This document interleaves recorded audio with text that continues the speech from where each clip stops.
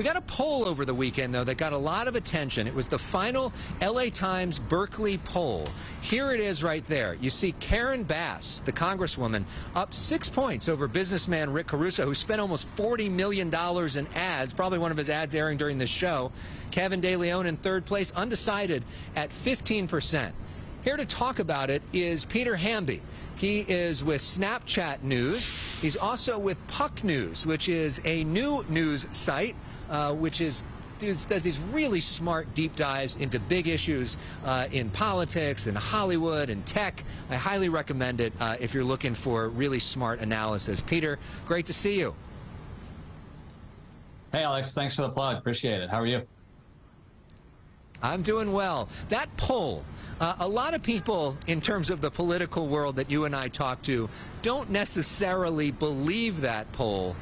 Why is that, and where do you see the state of the race right now? It's interesting. I mean, look, we are so hungry for data all the time these days. There's not a lot of polls out there for statewide races, let alone mayorals. So everyone was parsing the details of this. But yeah, we're probably on a lot of the same text threads with other people on politics. The fundamentals of this campaign suggest that Rick Caruso would be far more ahead of Karen Bass than he is in this poll, in part because of what you said. He spent almost $40 million. He's really on message and playing offense. The other piece is people are returning ballots already. They have been for a while now, and we have data on that.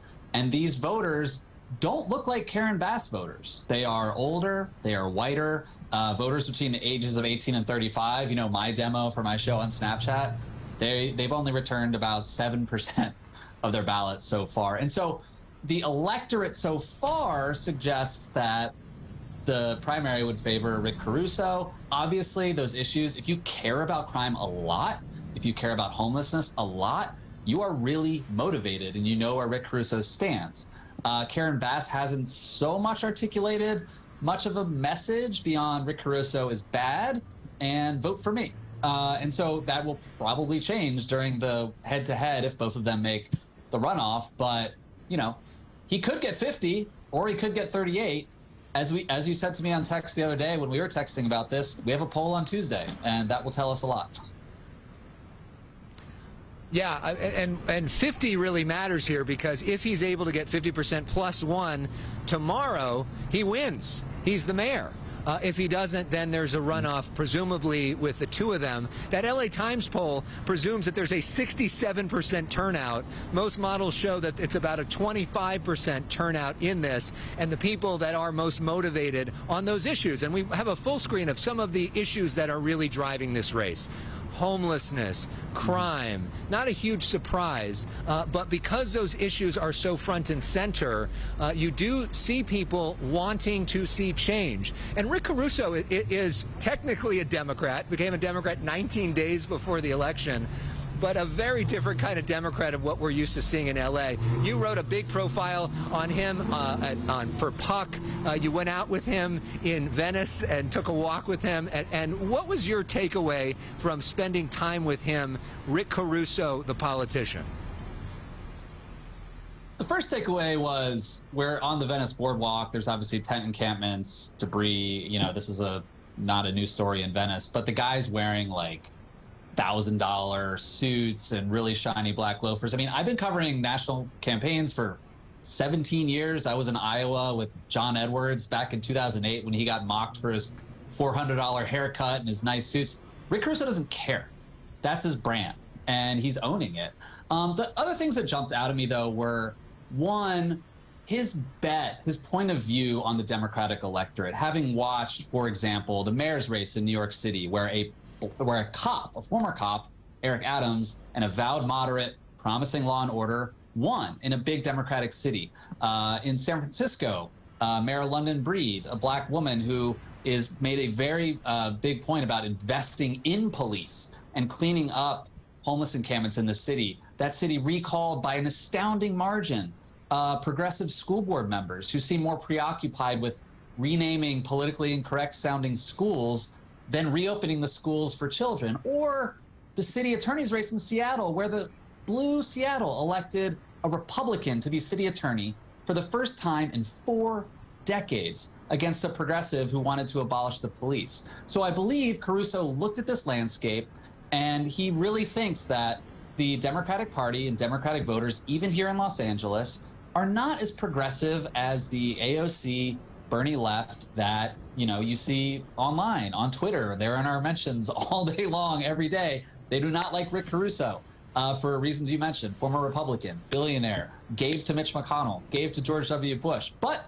now he's a Democrat, and he's promising to, you know, in his mind, normie Democrats that I can clean up the city. And people care about kitchen table issues, public services, and not sort of academic fights that sort of consume the very online left. And, you know, that is an interesting point of view. It's a bet. We'll see if it plays out in November, you know, or on Tuesday if he clears 50%. It's an interesting story.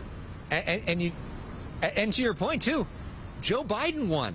Right? He was running against Bernie Sanders and running against progressivism, and they picked the moderate candidate because they thought that he could beat Donald Trump. So when you think about what we're going to be seeing tomorrow, why do you think the turnout is so low? If these issues are so big, if people are so frustrated with homelessness and crime, if Rick Caruso is spending so much you can't go anywhere without seeing his ad, why are so few people turning in ballots? You know, we will see if the people who do turn in ballots are indeed the people he's trying to target. Low information voters, people who don't vote in primaries. He's making a play for Hispanic voters and black voters, men in particular. By the way, one of the most interesting things in that poll, in LA Times poll, was that since the last poll in April, Karen Bass has increased her support by 33 points among white liberals. But her support has gone down by 26 points among black voters. And again, this is sort of reflective of some national trends. The Democratic Party is becoming the party of women, of white liberals.